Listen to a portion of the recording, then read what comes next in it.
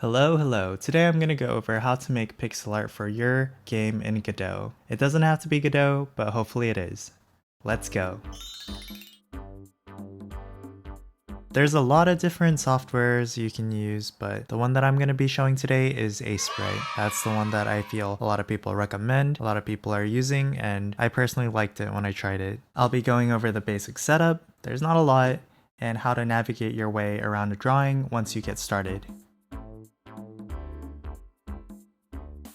And the first thing that we can talk about is the canvas size. This is going to be the size of whatever picture that we're drawing. It's a pretty big deal for us to get this right before we get started, just so that we have a consistent base that we work off of. Thinking about how the resolution works, basically we want to scale our small canvas size to fit very popular resolutions. Usually the gold standard would be 1080p, which is 1920 by 1080. How we get the most popular resolutions is to divide that by some whole number to get 320 by 180 or 640 by 360. Of course, you can use anything in between as long as we're scaling by whole numbers, and hopefully we're hitting as many of the popular resolutions as we can hit. Between two of the very popular ones, 320 by 180 and 640 by 360, I think whenever you have less pixels, the overall drawing is going to look less detailed. The form is going to be a little bit more square, more blockish, whereas the more pixels you have in general, the more it's going to start looking realistic.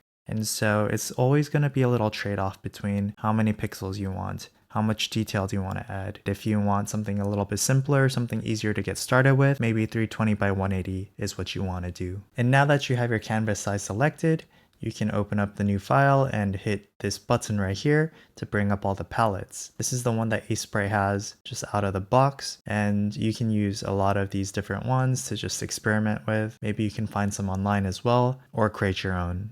Now, I'm going to quickly go over all the tools that I think are important and that I use on a day-to-day, and then I'll go over them in a lot more detail when we walk through an example of how I actually use these tools, how I create assets for my game. The most popular brush is definitely going to be this pencil tool using the hotkey B, and you can draw a 1 pixel by 1 pixel line once you have this selected. And if you wanted to increase the size of the brush, you press and hold Ctrl and then use your mouse wheel up or down to make your brush bigger or smaller. The eraser tool is very self-explanatory. It works just like the pencil brush, except it erases things. You can also change the size of the eraser by using Ctrl plus mouse wheel up and mouse wheel down.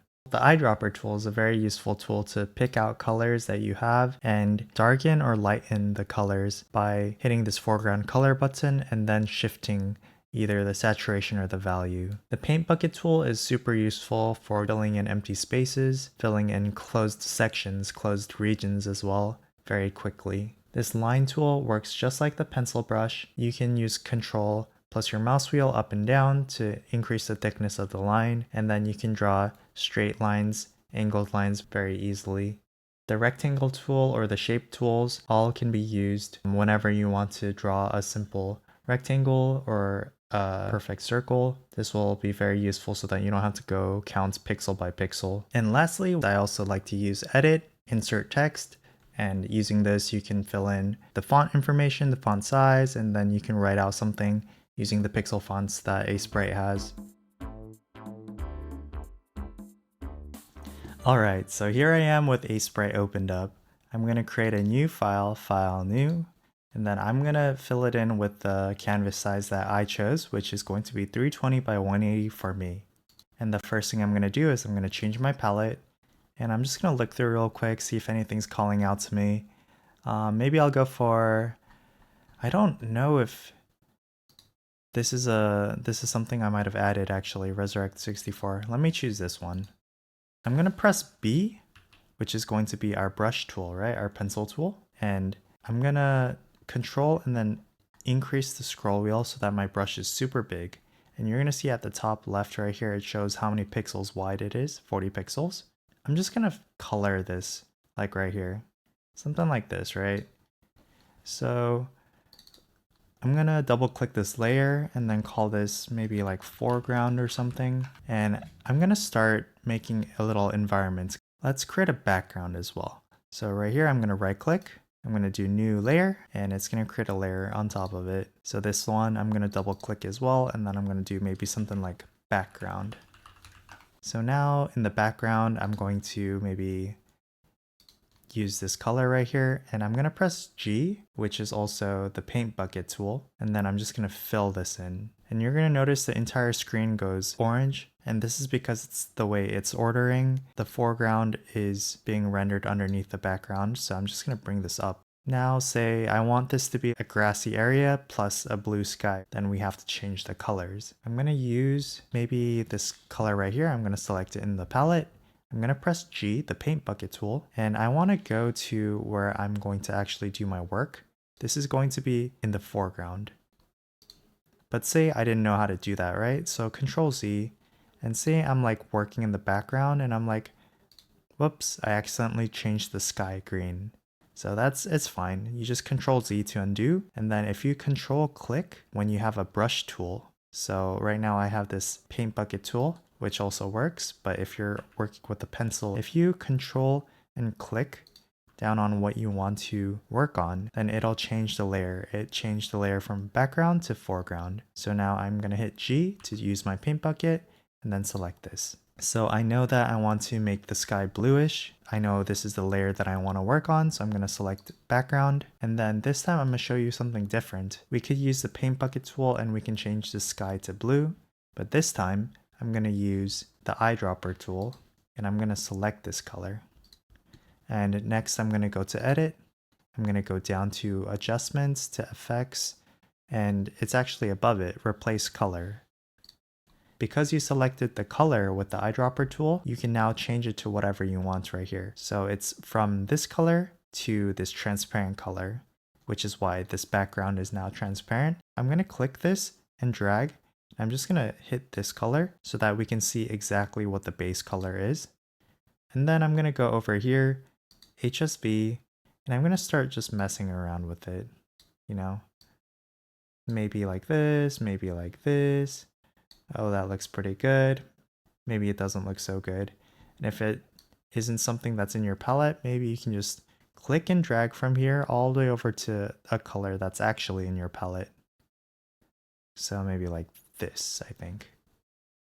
Hit OK, and that will apply it. When I was going over the tools, I realized I never went over the rectangular marquee tool. This is just a selector, and I use this a bunch as well. It's either this one, or I like to use the magic wand. So I'll quickly just go over this, what this does. So if I were to select this and I'm working in the background right now, which means the sky, right? I can move the sky just like this based on what my selection was. Control Z that. And so the use case for this is when you're working on something and you need to make some minor modifications by moving pixels around, you're just gonna go over the piece that you need to move and then just shift it slightly. And the other one, Magic Wand, is a little bit more unique. So if I click this foreground and now I'm working with the grass, if I select this, it'll highlight over everything that is of the same color inside here, which is very, very nice. Because now you're going to notice that when I go over with a pencil tool, it's this orange color right now. And if I click right here, it's actually only going to paint whatever's inside the selection. Like that. Super, super nifty. So you can see how this could be a super powerful way to do like shading or something. Or maybe like if I wanted to do very broad stroke detailing, like kind of like, oh, like this. Probably not the best example. It doesn't look the best, I admit, but you can see how useful it might be if the drawing itself wasn't so basic. Now the last thing I'm going to show is the eyedropper tool. So for this one, it's going to be eye, or selecting this right here. And when you use the eyedropper tool, you use it to select colors, right? So I'm going to select the grass right here. But you might be wondering, like, what exactly is this used for? And one of the biggest things is you're going to want to take colors that you have and shift them slightly. There's a bunch of different color theory experts out there on YouTube telling you exactly what to do.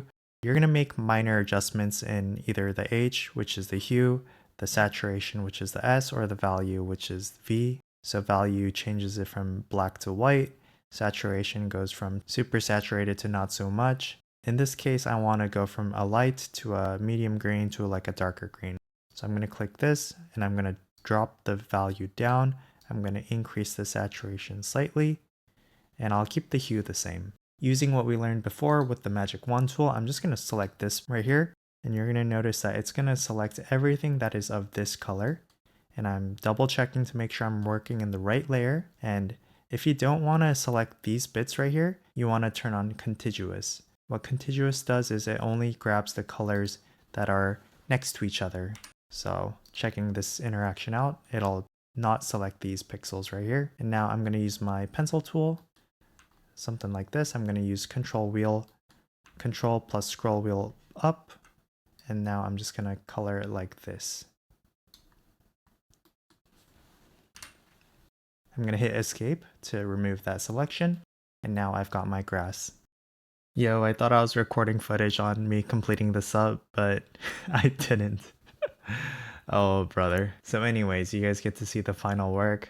I just did a little bit more, using one more layer, just using the same exact things I was talking about in this video. There's definitely a lot more that I want to talk to you guys about regarding Aseprite and how I do a lot of stuff. I realized that I only touched on very, very small things and I haven't looped around to actually using it with Godot, which was my initial intent for this video. So I guess we're gonna have to have another part for this series. Thanks for watching and I'll see you guys in the next one. Peace.